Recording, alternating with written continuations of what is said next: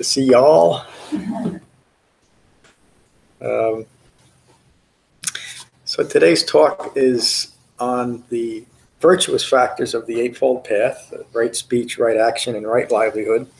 And the sutta I'll be reading and commenting on in just a minute is the Rahula Sutta, where the Buddha teaches his 7-year-old son really the basics of the importance of right speech, and by extension, right action, right livelihood, and proper application of mindfulness. And always, and I said this a little bit earlier, everything that Buddha would teach for his 45-year teaching career was taught in the context of dependent origination and Four Noble Truths. And you can see that very clearly in this sutta. But again, in any sutta, when you understand the overarching context. And that being said, because this question's come up a few times with online students related to the just the explosion of ideas and concepts and philosophies that are labeled Buddhism but aren't necessarily what the Buddha taught. The Buddha taught something very specific, very direct. He didn't teach anything that could contradict any other aspect of his Dhamma in any way. And really, he taught a very simple and basic path to awakening towards developing full human maturity, free of any ambiguity. And as I started really developing an understanding of what the Buddha taught, that was one of the things that was most surprising and maybe even shocking to me, because for many years my understanding was that Buddhism was this great mystery that you couldn't really understand, but you kind of just follow along with everything else that was put out there, because eventually it'll lead to whatever that particular goal was. And I did it because everybody else was doing it, which the Buddha talks about, the recognize your associations and where they're taking you. And it wasn't until I came and studied the direct teachings of the Buddha as preserved in the Sutta Pitaka that I realized the simplicity and the directness. Now, simplicity doesn't necessarily mean it's always easy. We talk about that often. But it is very simple, and it's by nature very simple, because the Buddha taught and was only interested in overcoming one thing, but it's that one thing that leads to all human suffering, which is ignorance. And we create very subtle but very powerful strategies. The world does in general, but then we internalize these strategies to continue to ignore our own ignorance. And one of the things, I talked a little bit about this on Thursday night, a common phrase that has developed, very, very common phrase, and you'll all know it once I say it, that excuses our own ignorance and excuses away behavior that is rooted in ignorance, is it's only a white lie. And we think that that's okay. If a lie doesn't really have any consequence, if it's just something that comes up in conversation, no big deal. It's not hurting anybody. But even a white lie, and this is where with the Buddha's teaching Rahula, even a white lie needing to express some level of the way we're manipulating reality, the way we hope other people see it, is rooted in eye-making. It's rooted in ignorance, isn't it? I mean, it has to be. There's an intention behind even the slightest transgression. And the Buddha says throughout his teaching career, the wise understand the dangers and even the slightest transgression. And the Buddha's teaching that to little Rahula, but in extension, he's teaching all of us that we need to be very mindful of our thoughts, words, and deeds. And it's not because of the commonly presented consequence of misdeeds, and meaning that there's going to be suffering for us in the future, maybe in some type of an environment after our death, hell or purgatory, or in some other, most every religion teaches punishment for wrong actions at some point in the future, almost always post-physical life, but always a severe consequence. The Buddha never disputed that. He just taught that is really irrelevant to what's occurring right now. What's important to recognize that unskillful or hurtful behavior is a consequence of wrong thinking, wrong understanding, wrong intention, no matter what the consequences are in this moment. Meaning sometimes little white lies hardly ever have any real consequence. We might not even notice them. or we might continue our eye-making because there is no consequence to our behavior. So the Buddha taught an Eightfold Path to bring mindfulness to even the slightest transgression in relation to these virtuous factors. So Mary Tuesday night brought up, and kind of a general talk was in this way, but Mary spoke to it eloquently, and Lorna did too, that as we start developing a profound understanding of right view and then right intention, it points our mind to recognizing unskillful behavior as it relates to right speech, right action, and right livelihood. Now, to develop initial right view requires a developing measure of concentration, doesn't it? So that we'll be able to hold in mind that in this moment, I'm engaged in wrong view or right view. My view was not in accordance with reality. So let me get to the sutta. Any questions about what I just said? I know it's a general introduction that I often give. Gary, you okay with all that? Okay. One of the things that this is, again, I probably say this every week when I'm talking about any sutta, but this is one of my favorite suttas. and it's because of the setting. I mean, think about this. This is Siddhartha Gautama has now awakened. This is about a year into his teaching career. He left. I won't get into the whole history. But he has now become very well known all across northern India and southern Nepal. He has a very large immediate Sangha right in front of him. He has demands from rulers. In northern India at that time, anytime any ruler got wind of a new spiritual teacher, they wanted to bring them in and kind of hold them up as an example of how wonderful they are, because look at this great guy we have. So he was in demand from other rulers, and he always taught them the Dhamma. But here he's teaching his 7-year-old son, and he's teaching him in a very direct, but because of that directness, a very gentle way, and you can see the compassion in the direct way of presenting the Dhamma, rather than beating around the bush or not teaching his son in a direct way. And also keep in mind that he's teaching a 7-year-old boy, but he understands that this 7-year-old boy can understand the Dhamma in the way that he's presenting it. Let me get to it. So the Buddha was sitting with his son Rahula, who was 7 at the time. The Buddha asked Rahula if he saw the few drops of water left in the label the Buddha was holding. Rahula replied that he did. The Buddha tells Rahula, "This is how little understanding one has who tells deliberate lies." Again, now this is obviously he caught Rahula in a lie. It couldn't be a big whopper because the boy's only 7 years old.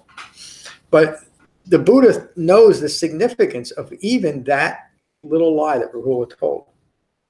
I wish I could find out what the lie was, but I can't. The Buddha then tosses away the few drops of water and tells Rahula, "A person who feels no shame in telling deliberate lies has tossed away their mindfulness." What a powerful thing to say to a 7-year-old boy and 2,600 years later to us.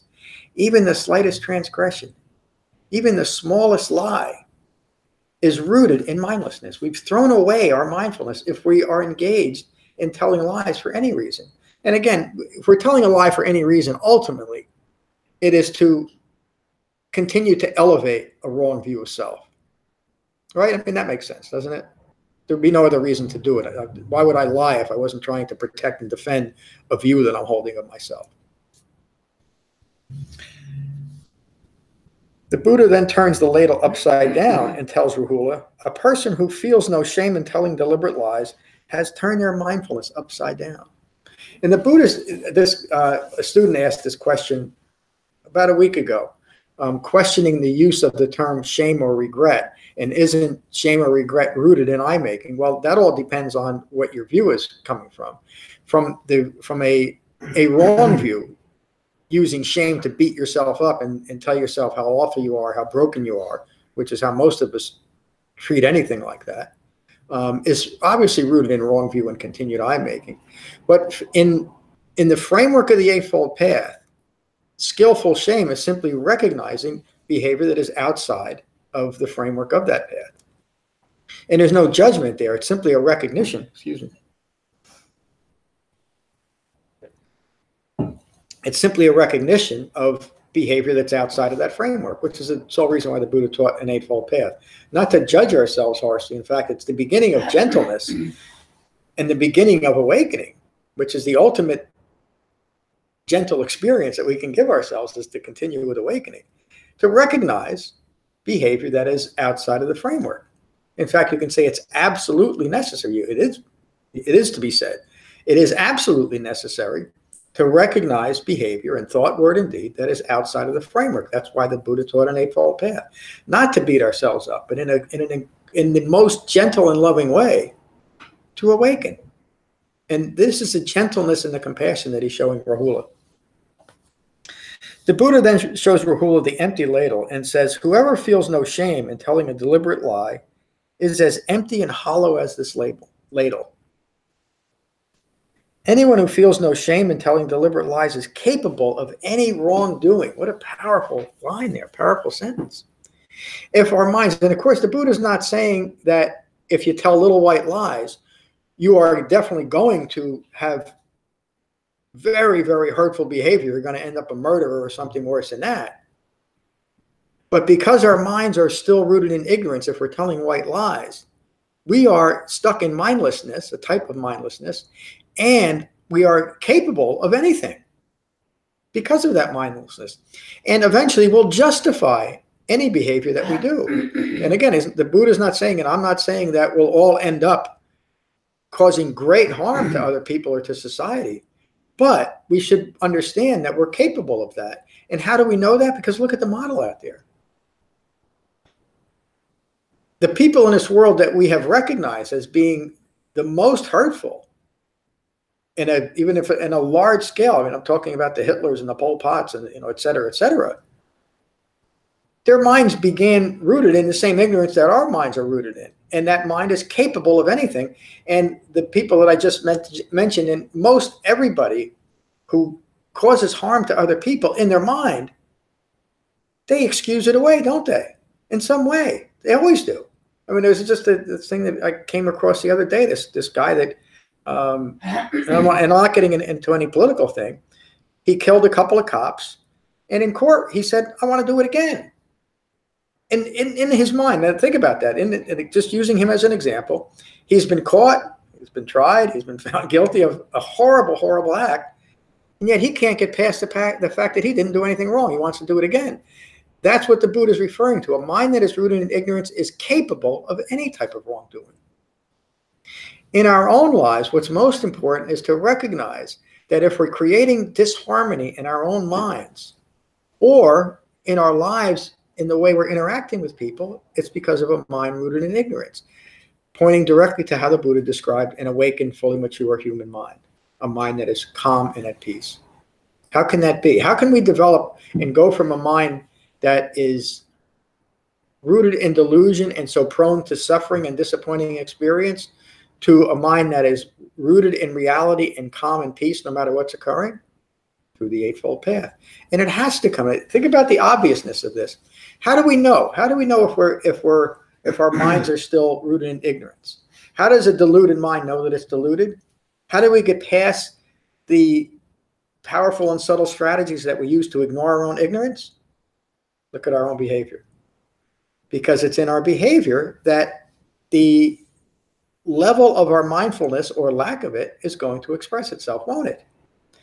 And when we start getting to the very subtle levels of this, if we find ourselves telling even minor little lies that have no consequence, and we continue to ignore it, we're continuing to ignore our own ignorance. But if we recognize, without the beating ourselves up, if we recognize that even in the slightest transgression there's danger, we are developing wisdom, and that's rooted in right view. Clear? Any questions? Yes, Anthony. There are times where sometimes it's better to tell a white lie than to be insulting to someone. If someone were to ask me, do I look good? I'm not going to say, no, you're ugly. Aren't there times where it's better to be compassionate and tell a white lie? It would be wrong of me to take the extreme view to say that that's never possible, because that denigrates or dismisses the middle way of the Eightfold Path. So I'll say it's possible that there is, but I would say that it's probably better to just simply remain silent at that point, rather than feed into someone's ego need for. But now, what would be how a Buddha would handle that is to use that as an opportunity to teach the Dhamma, and in a very gentle and direct way, teach someone that the way you're looking at your own appearance, the way you're looking in the mirror, is really of no consequence of who you are as a human being. So I know it's an unsatisfying. How they, if a young person argued a motion or something, and she seemed like really wanting to know, did I do a good job? I'm not going to tell her you did a horrible job. I mean, I may tone it down and be kinder and try to point out things, but I wouldn't be completely honest. I think sometimes it's very hurtful to be completely honest with people. Well, there's some wisdom there. So I'm not saying all the time, or even most of the time. But in a general way, if I have an employee who's doing a poor job, and I tell them you're doing the right job, that's the essence of wrong speech for a lot of reasons. For one, is I'm reinforcing their poor behavior in whatever way, and I'm not getting to the heart of the matter. So to use your example, if I have an employee that's doing a poor job, I'll call, and I've done this because I've had a business my whole life. I'll call them into my office and I'll have a gentle talk with them and point directly what they're doing wrong. Now, if it's certainly something that, and this is situational. If when I was married, my wife would often say, "Do I look okay?" Meaning, are my clothes on okay? Did I comb my hair? And of course, I would say, "Well, you missed a button." That's not feeding into her ego. It's just being practical. But it's not helpful for me to using that same example. I would say if she's wearing dirty clothes that have food stains all over them, and she asks me how I'm doing, do I look okay? It would be hurtful to say, "Oh, you look fine." But it would be most helpful to say, "No, you forgot to put on clean clothes." That's not hurtful. It's simply a practical way of living in the world. So to get to your question, I'm sure there's examples where it might be appropriate to say, "Yeah, you're looking good." But in the context of the Dhamma, it's hard to think of one in the moment. There's a way of being honest and also not hurting people's feelings. Sometimes it's impossible. Sometimes, we know people that no matter how kind and gentle we are, they're never going to see things from that point of view, and they'll take things personal. The essence of a person stuck in wrong views, stuck in anatta, is that we take everything personal. So, and again, using your example, how far do we go? That person that you're saying you look fine in an offhanded way might even take that wrong because you didn't say you look like the most wonderful person I've ever seen. So where does it stop? The Dhamma is taught to live in peace in a very, very practical way in the world. That's what it's for. So again, I understand your point you're making.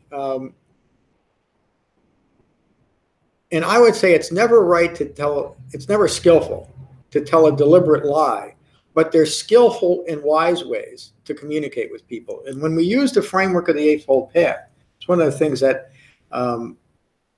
the great freedom and power that comes from knowing that our behavior is framed by the Eightfold Path is we know that we can say and do anything, and we're not hurting ourselves or others. So yeah, I find that if I'm going to be critical of somebody, I usually try to say 2 or 3 nice things before I'm critical.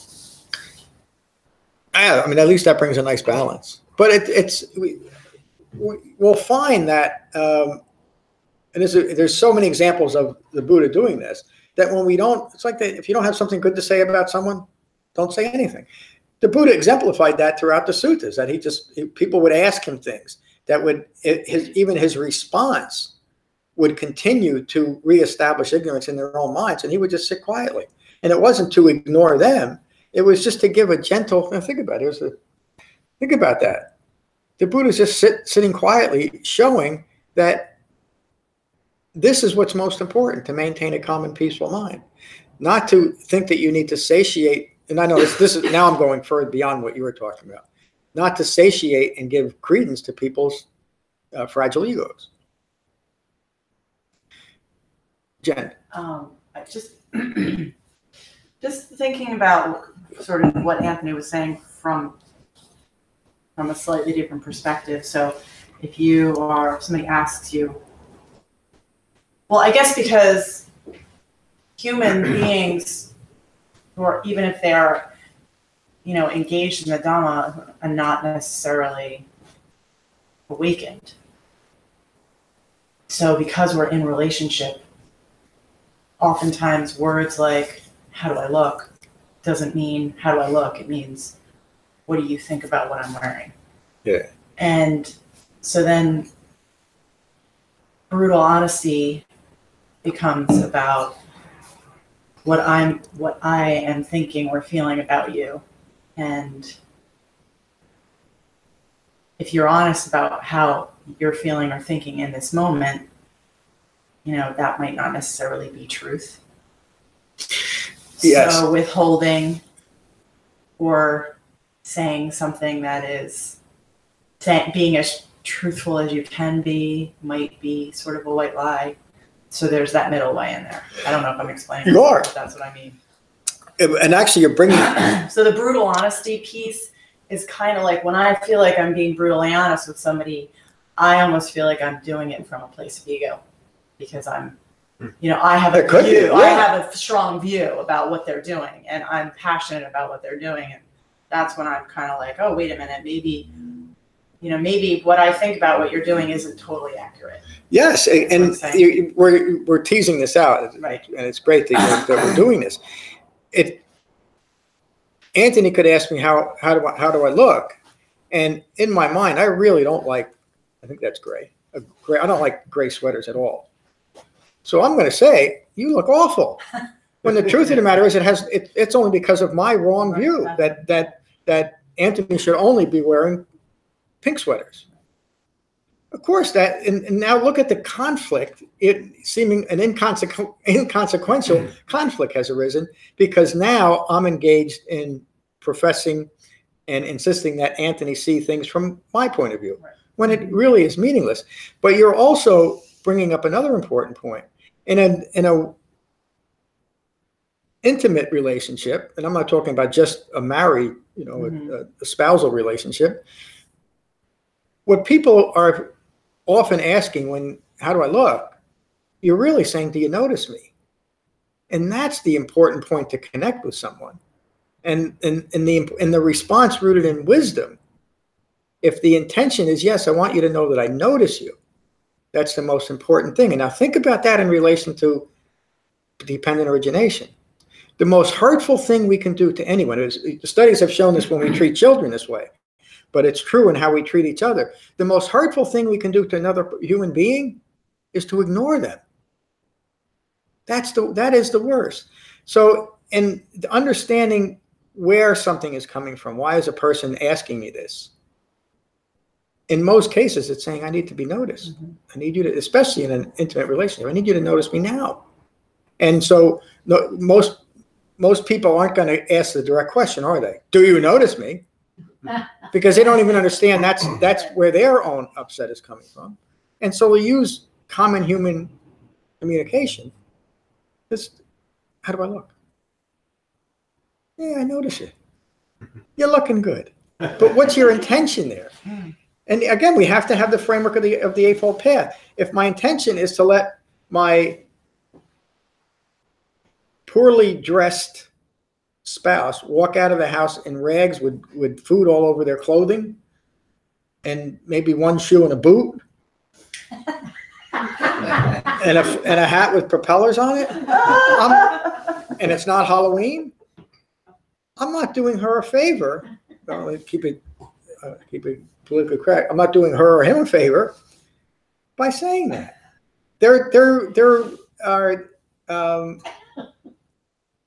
They're depending on me to be honest in a kind way. So again, the answer would be, boy, you are a stupidest, foolish, most ridiculous person.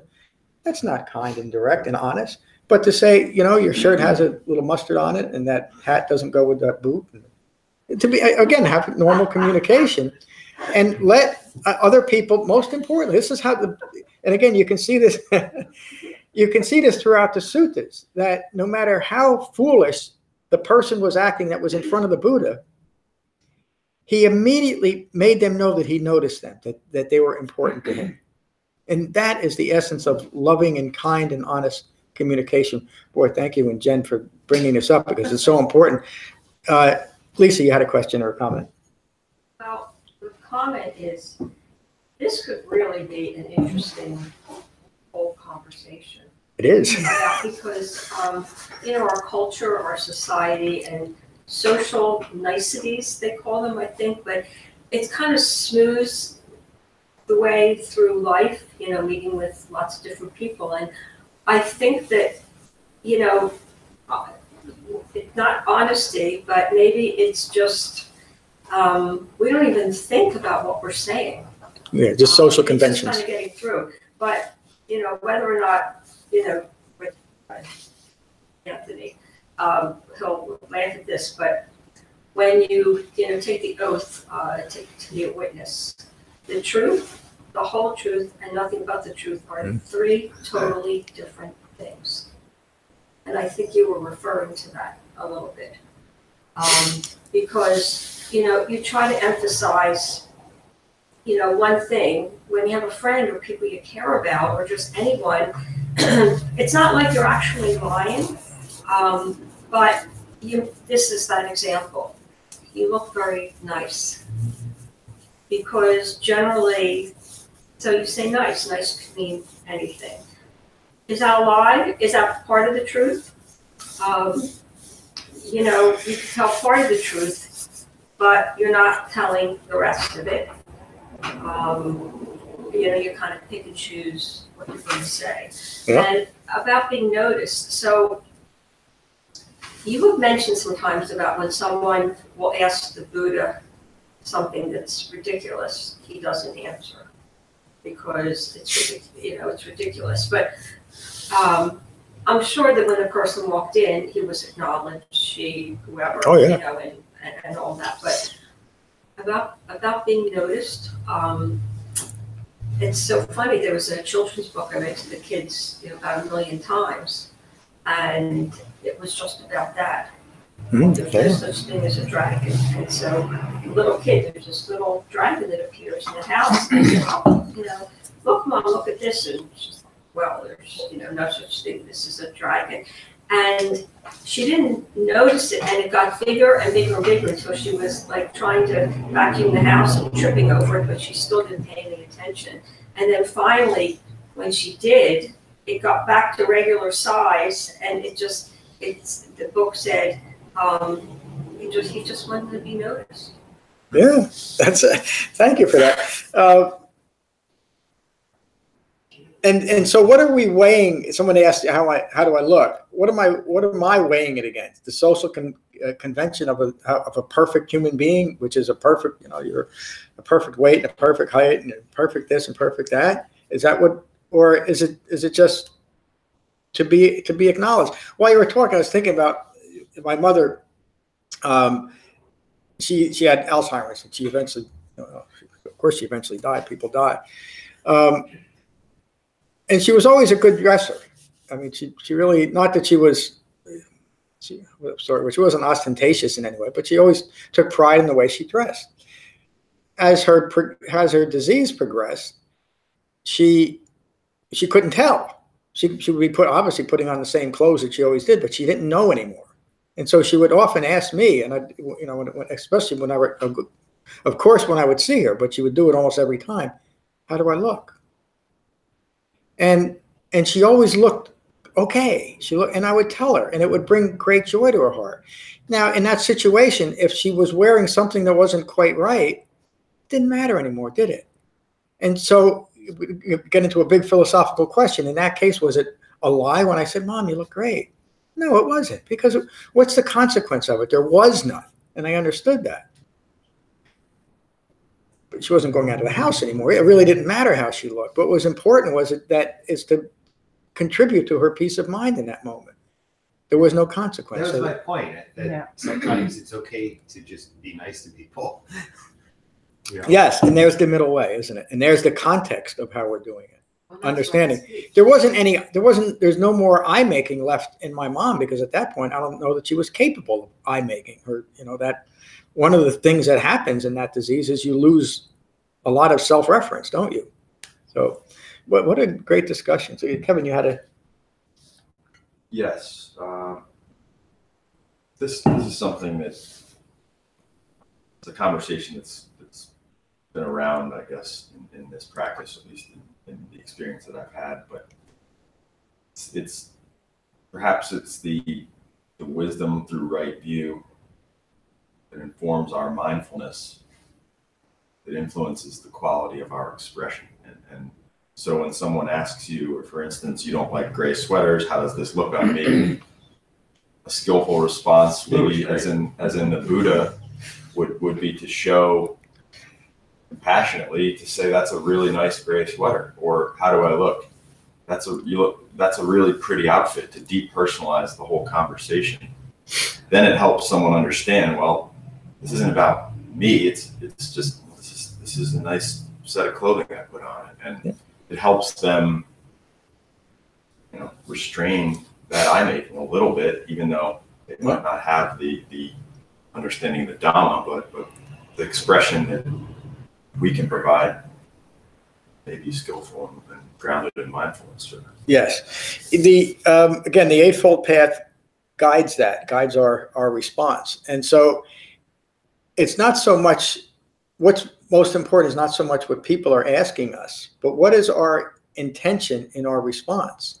And if our intention in our response is to, and it could be the same situation, it could be exactly the same situation. If our intention is to continue to manipulate in some way because of our own eye making, then it's always unskillful to say, yeah, you look great, I really like what you're wearing.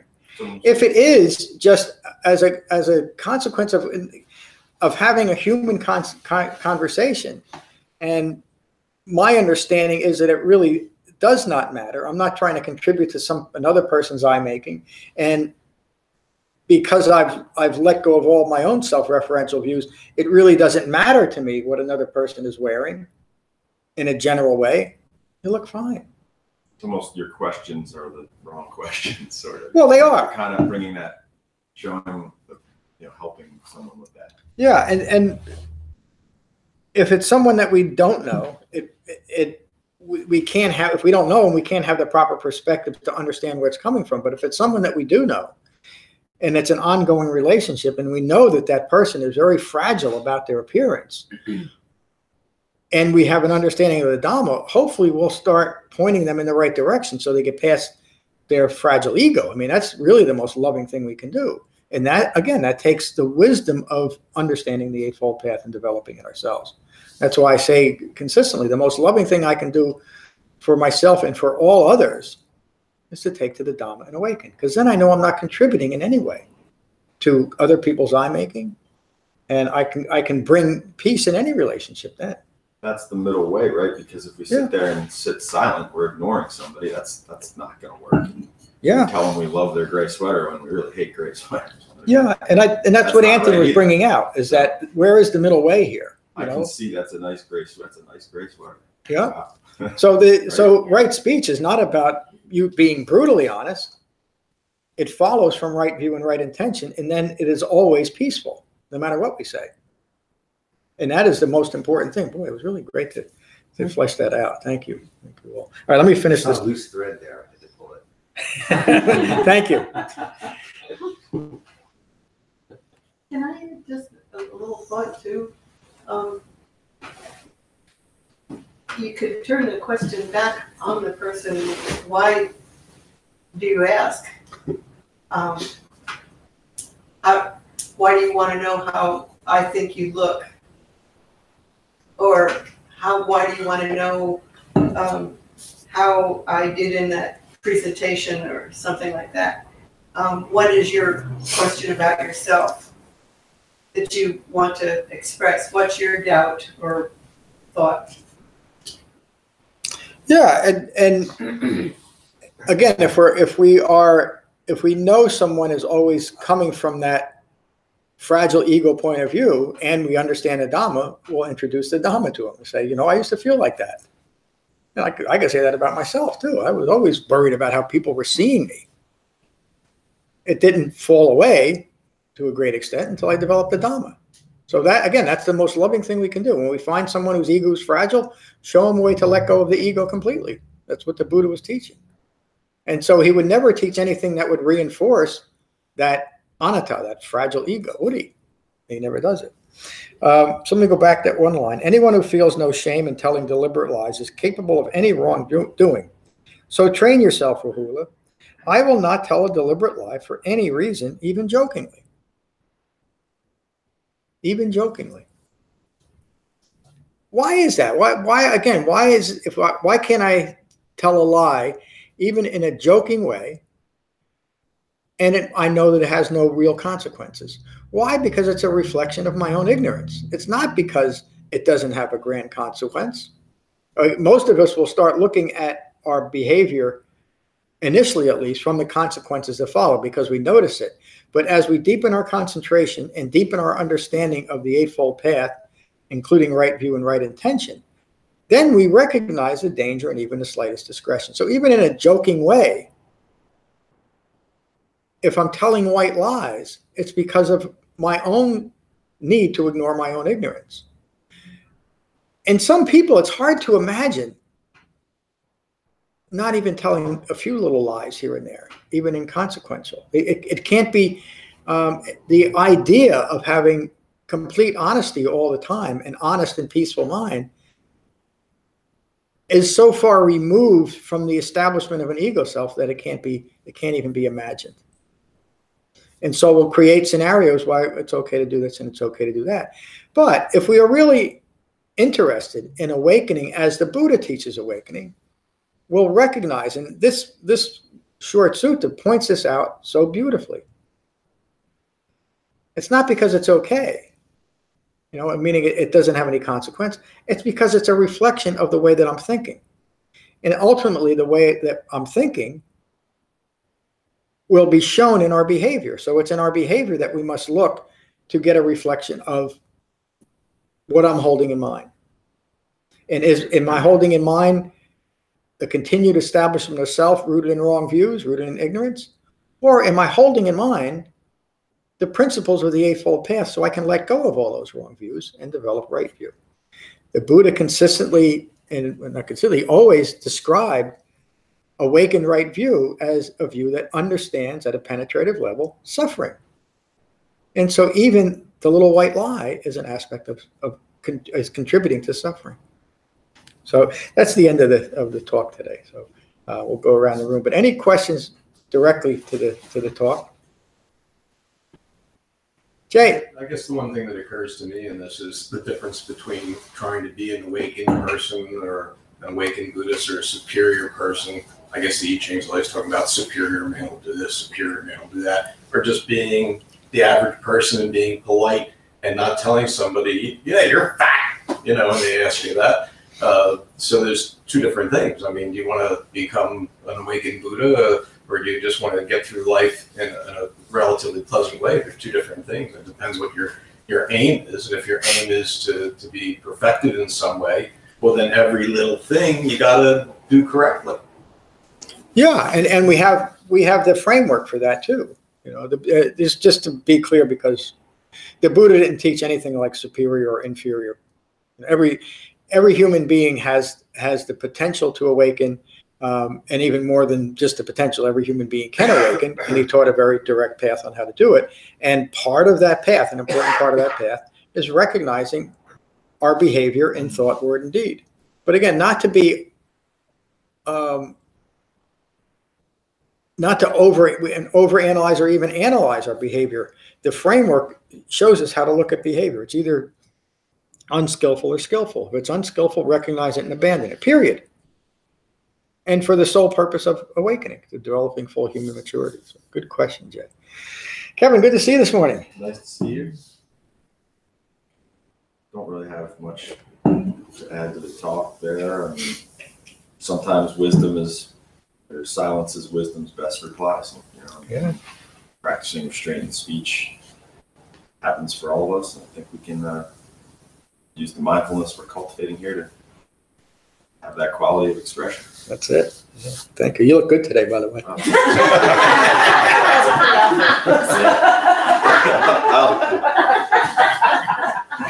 don't even like green sweaters. Or for you. I'm sorry. I had to do it. Jen, you look marvelous. How are you? Oh, hi. Yeah, just not much else to say either.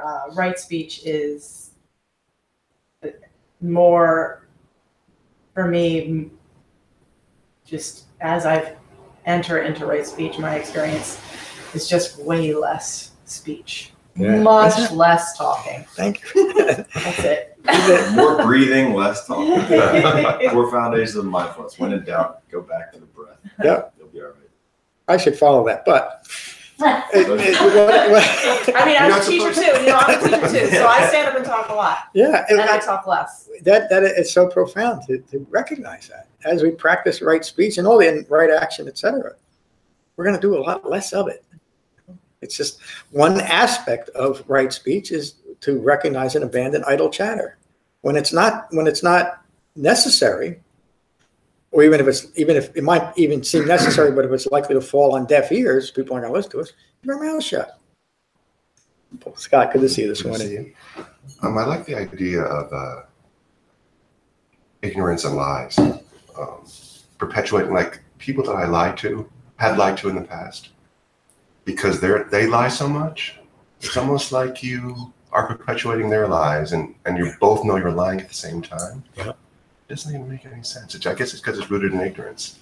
I had a friend who was a complete liar and an alcoholic, and it never acknowledged they drank too much, and everything he said was not true, but you just acted like it was. Yeah. So it's very, very strange. And ultimately, that's very hurtful. Mm-hmm. We've created, talking about alcoholics, we've created systems because we need the support of the system in order to be honest with people, called intervention, instead of just being honest. Mm-hmm. And to see it in that way is also very profound. It's just another way of continuing ignorance. And that's the most hurtful thing we can do to people. It just is. So, thank you, Scott. Becky, good to see you this morning. Good to be here, John.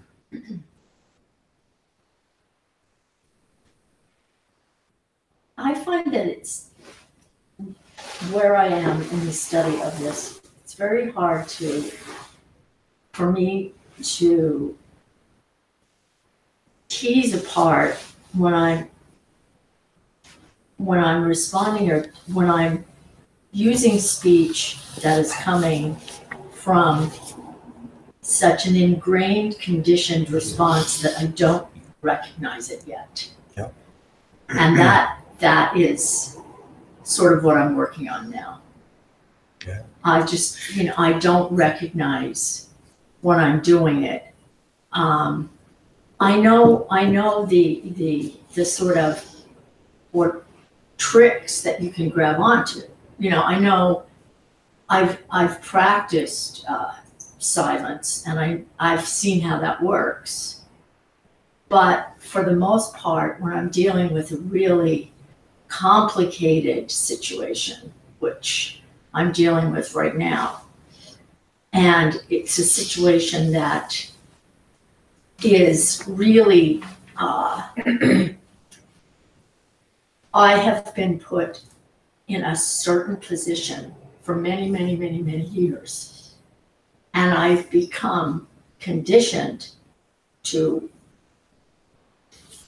responding and to dealing with the people who put me in that situation in the same way, from the same place.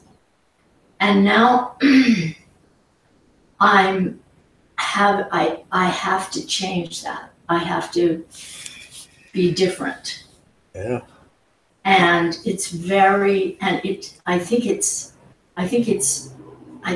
right for me to be different, but I'm not sure that it will not have really bad consequences, but only bad consequences as I see them, not bad consequences as the people that I'm now going to behave differently for. I feel like I'm behaving differently for them, but at the same time, they have to, they have to deal. So it's very hard to use right speech. And it's very hard to know if I am doing it from a position of compassion. So that's what I'm dealing with right now. Boy, I understand what you're talking about.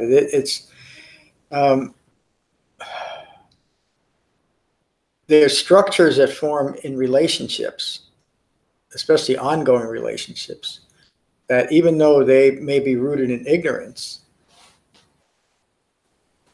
and we start recognizing that ignorance, it's very, very difficult to change the structure.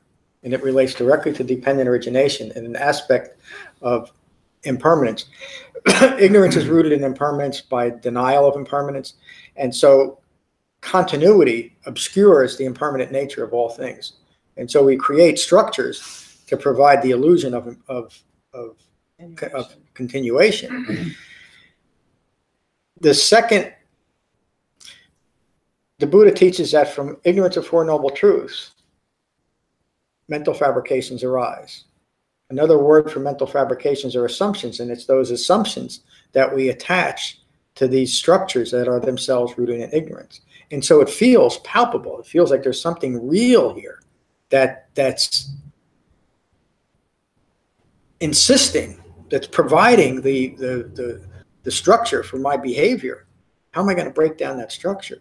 And it takes gentleness, it takes understanding, it takes wisdom, it takes the framework of the Eightfold Path to work through that.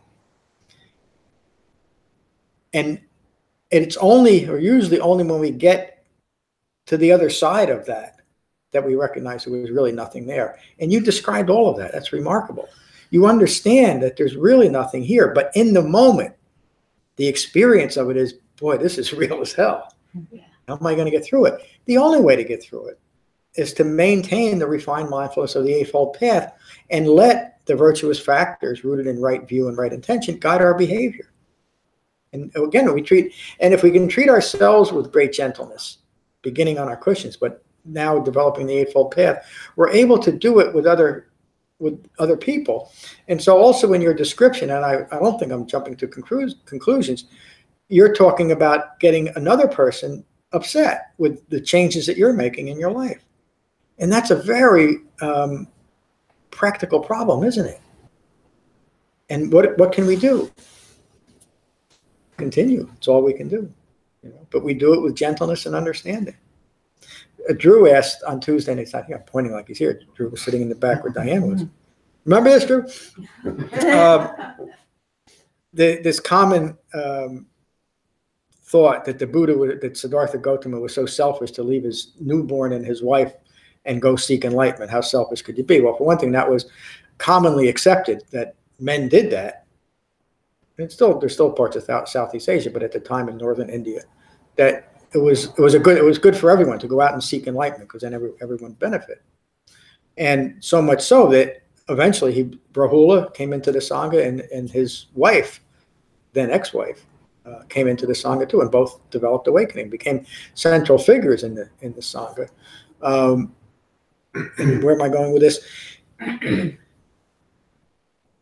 The Buddha awakened, and because he did, he was able to then bring wisdom to these relationships that would otherwise continue to be rooted in ignorance.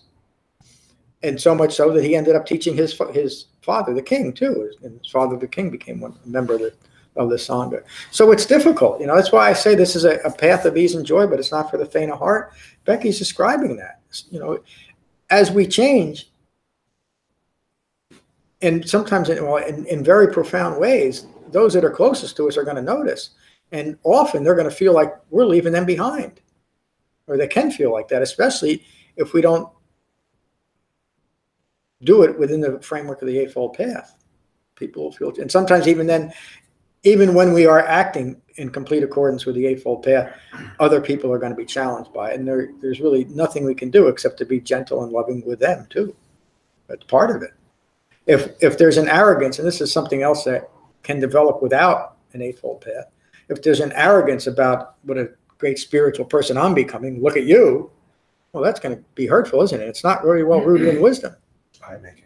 It's I-making, but there's none of that within the framework of the Eightfold Path. It's not possible. So what a profound understanding, and thank you for bringing it up. Margaret, good to see you this morning. Good to see you. So I've been really appreciating this course and getting the in-depth sort of understanding of the framework of the Eightfold Path and seeing it. We've talked about this before, like seeing it just out there in the world. Yeah. Whether it's practiced by other people and noticing that, right? Like, oh, that's right speech, or that's I've been learning a lot that way and just sort of observing. And just seeing it in other things that I'm reading. Like I read something the other day that was, the author said that virtue is useless unless it impacts your behavior. Yeah. It's like, oh, that's the Eightfold Path. Yeah, it is. So I'm really, interesting how it's starting to just sort of like appear out in my world. Yeah. It's completely out of context, or maybe completely in context, because that's the whole point, right? But, yeah. So that's interesting. Yeah, thank you. That's an example of developing right view. You simply see things because you're ready to see them, where it's would have been there before, but you wouldn't notice it because you didn't have the point of view to recognize it. So it's just that practical. So good for you. Anthony, good to see you. Thank you for starting that interesting discussion. It's just so great to hear everybody's point of view. And I continue to be just amazed by the work of the Sangha. I am too. It really is remarkable. Thank you. Lorna, good to see you this morning. Good to be here, thank you. Before Anthony made his comments, and I quite understand where my Sangha people were talking about, but before Anthony said that, my mind was going off in a kind of like another direction from the sutta, and I got to be thinking that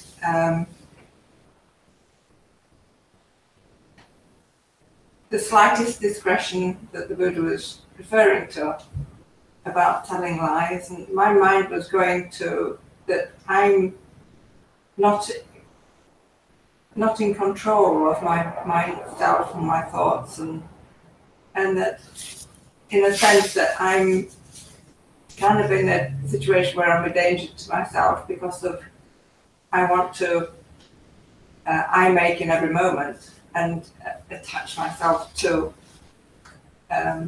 organizations or whatever, so I'm sort of in a dangerous, and I always have been, not just now, but always have been in my mind. Anybody who's unawakened is in a dangerous state of mind because they're really not in control, because of the wanting to latch onto I-making. And that's because we're not fully mature human beings. And that's the way my mind, from the sutta, that's the way my mind was going, although I quite understand what Anthony was saying about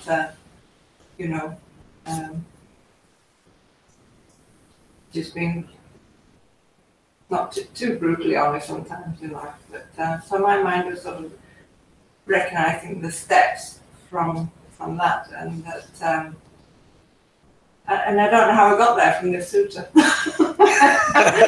It's like I was listening to a different one from the other Sangha members, but my mind went on to that sort of passage in my thoughts when you were reading.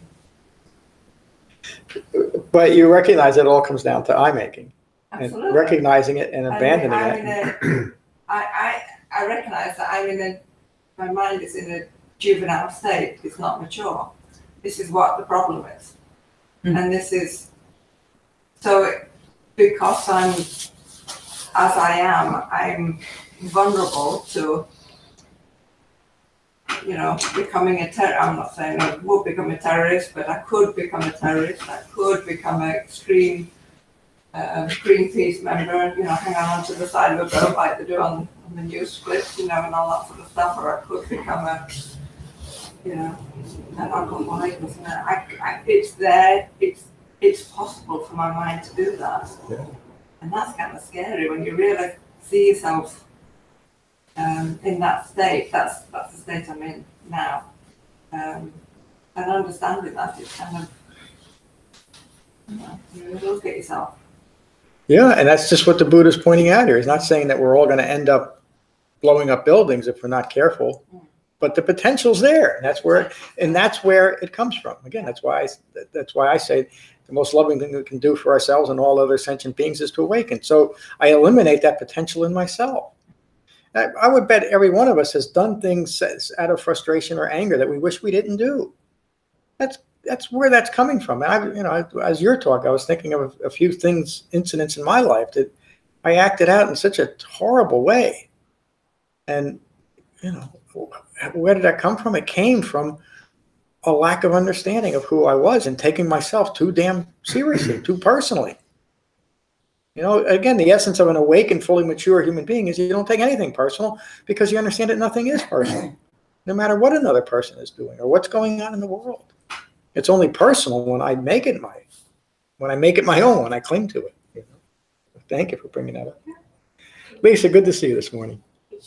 Great to be here.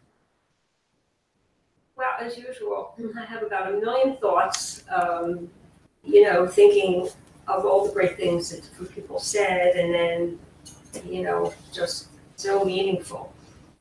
But at one point when you were talking, this discussion about the lies, you said right intention. And that hit me like, well, that's the answer. It is. Yeah. Not thinking about something as a lie or whatever, just doing the true right thing, right intention. What's the road to hell is paved with good intentions. So, you have to be careful of that too. But Yes. in the context of Buddhism that you're showing us, right intention applies to what everybody has been talking about. Yep. And I love what Kevin said about kind of disconnecting it, just complimenting the thing and not the person, disconnecting what you say to the person, because a sweater is just a sweater. Person happens to have it on and not saying something personal, but not really lying or telling a little fib.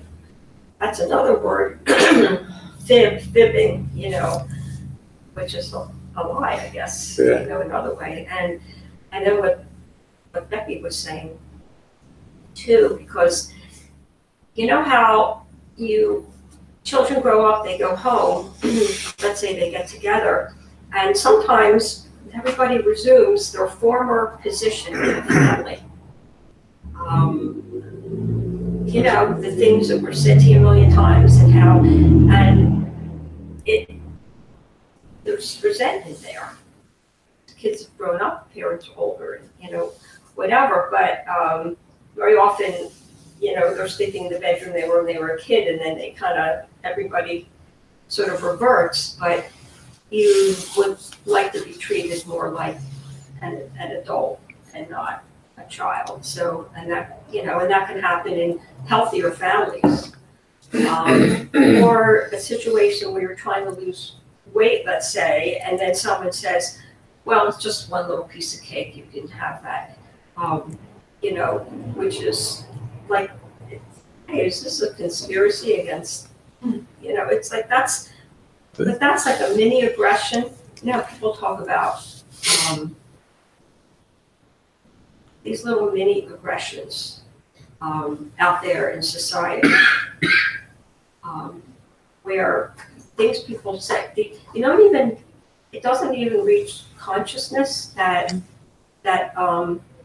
there was something subtle, but it didn't feel good. Yeah. of what somebody said, but you don't really know why or what, or, but something just didn't feel right about it. And people treat each other that way. It's ridiculous. What is wrong with the human race? Their actions are rooted in ignorance of Four Noble Truths. I mean, really, that's the answer. That's what the Buddha. I don't know whether it's the species or whether it's the culture. Well, it's both. You're getting right to the point. That's what the Buddha awakened to. Because of ignorance, it's common to the species to act in this way because they don't understand reality, because they're stuck in wrong views rooted in ignorance of reality. And you mentioned right intention. You're seeing now how right view and right intention leads to recognizing unskillful behavior. We have to have that as part of the overall package of the Eightfold Path. Right intention relates directly to the second noble truth, that craving originates and clinging perpetuates dukkha, perpetuates suffering. So right intention is the intention to recognize and abandon craving and clinging.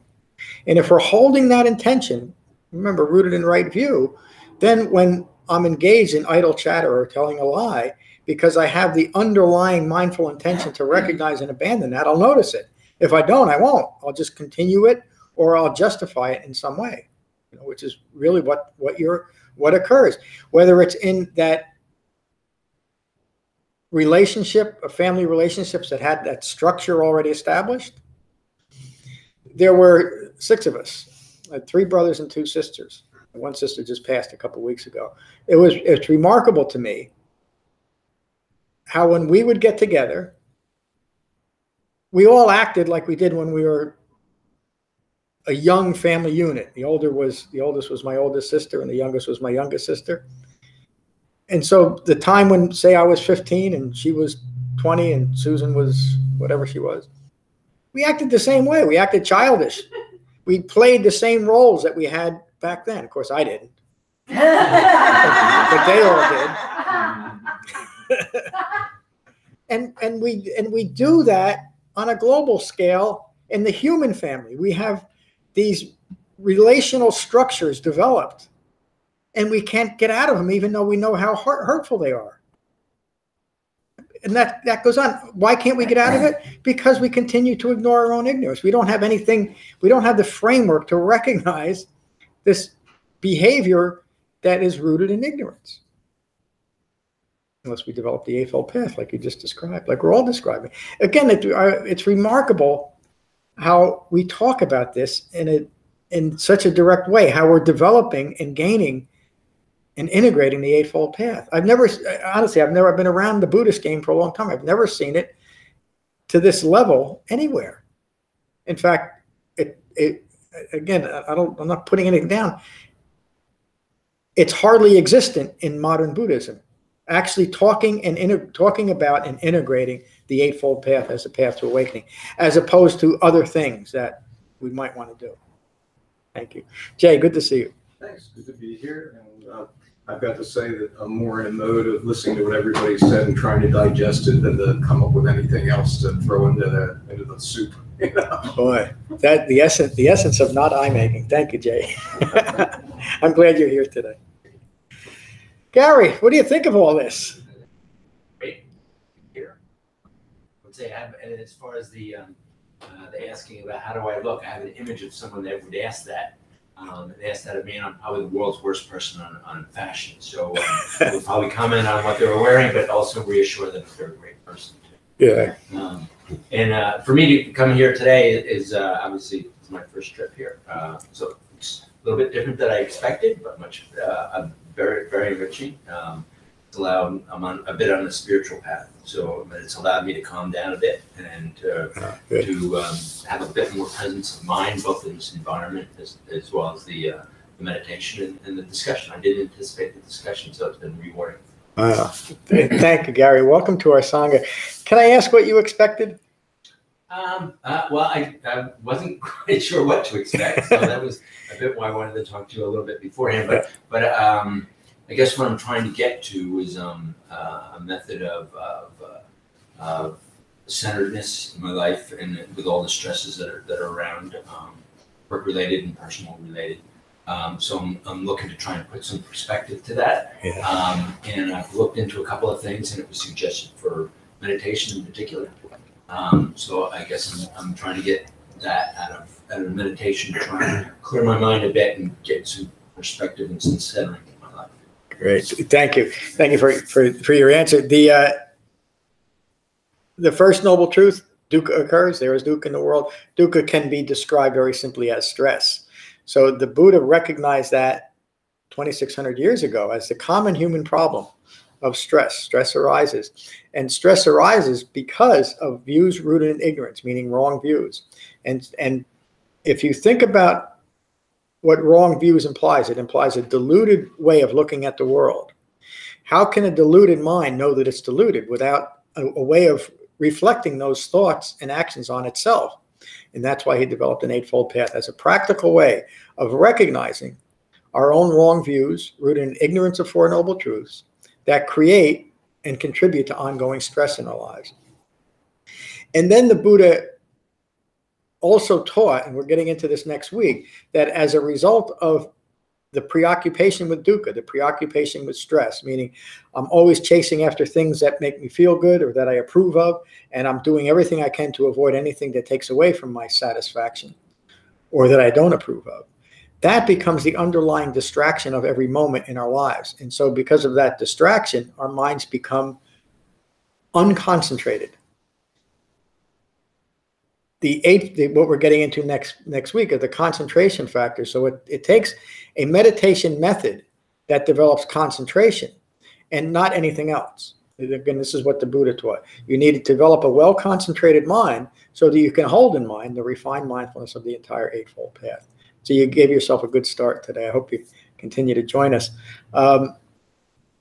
If you're going to begin this meditation method on your own and you don't have a lot of meditation experience, I would suggest just short periods of meditation, 2, 3, 4, 5 minutes. And if you can do that consistently twice a day, and then to understand, as you do now, that it's not just meditation, it's the broader framework of the Eightfold Path that develops a calm and peaceful mind. Continue. There's guided meditations on the website that we just did. And the instructions that I'm referring to, the concise instructions during meditation, are related to 2 suttas. One, the Satipatthana Sutta, the sutta on the 4 foundations of mindfulness, and the Anapanasati Sutta, which is the sutta that the Buddha gave to describe what to expect during meditation and how to, how to respond to it. So again, welcome to our Sangha. Diane, good to see you. It's good to be here. I've just been out in the world, returning from Colorado in the birth of a granddaughter and stuff like that. And Congratulations. Congratulations. Yeah. I didn't have much to do with it. But one of the things that I found interesting was on the airplane going and coming, I sat next to a person who meditated. And I thought that was a very wonderful, to have. I slept a lot on the way back. I was really tired when I came back, but on the way out, it was this woman had mentioned that her husband wrote articles about meditation, and we got into a discussion, and she mentioned how different it had made their whole marriage and relationship, with both when she started to meditate as well, and she's also teaching their child to meditate, and it's just really turned their whole family around. And the woman on the way back was from Lafayette, right near Boulder, and Boulder is kind of not to put a label on anything, but it's meditation is a common word among many people there. Anyway, she just was mentioning too how much it had changed her life, and she was glad that she practiced it. And that was I thought it was unusual to sit next to two people to have that happen. But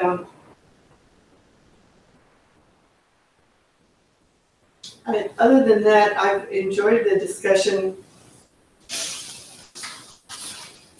and I continue to marvel at my own ignorance and how it comes out, and the awareness that meditation brings to that, into my life. Thank you, Diane. Congratulations. Glad you're back. Debbie, good to see you this morning. Good to see everyone.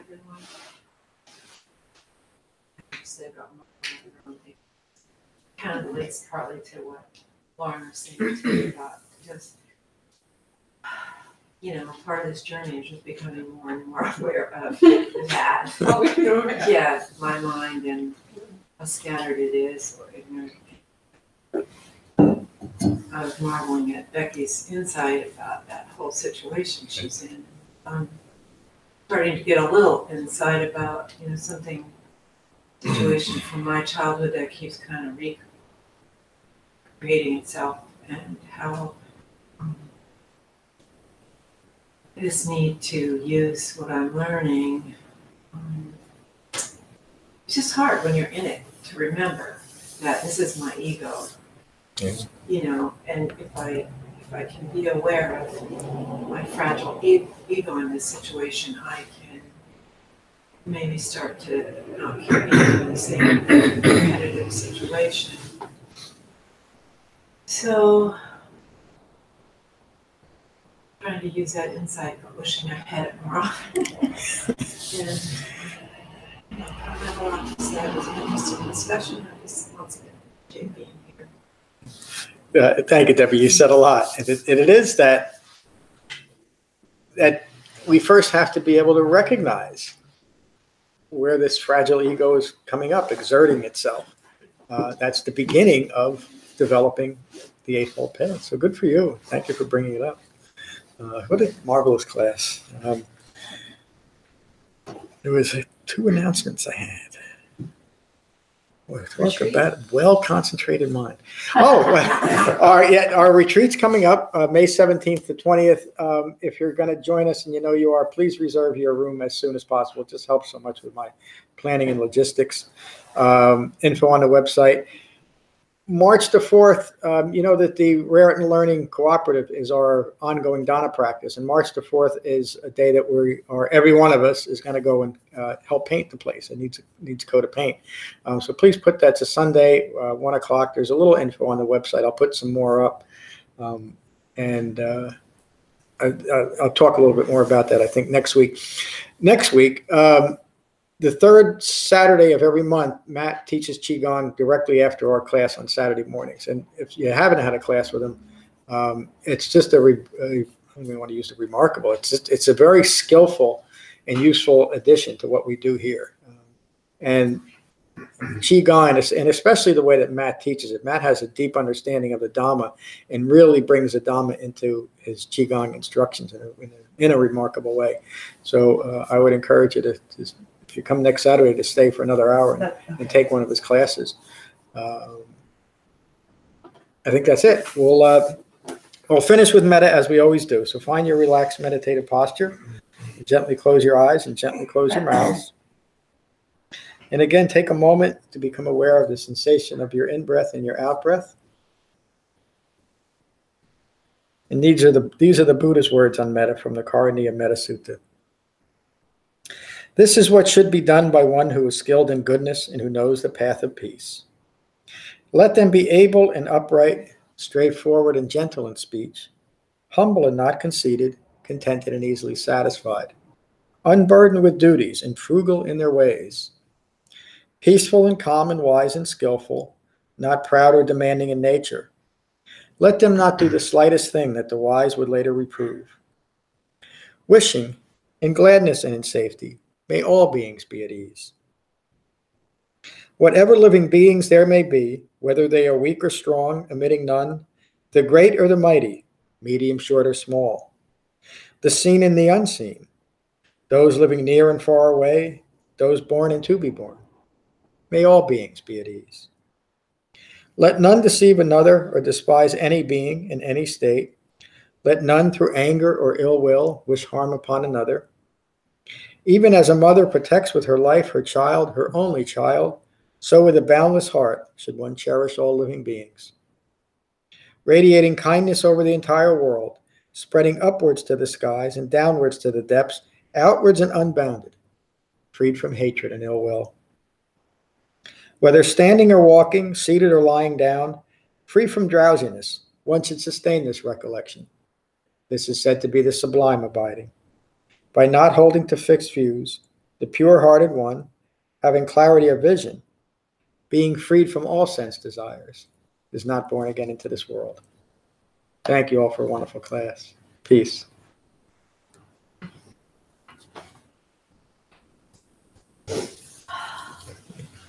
So these can stay today. Yeah, the cushions can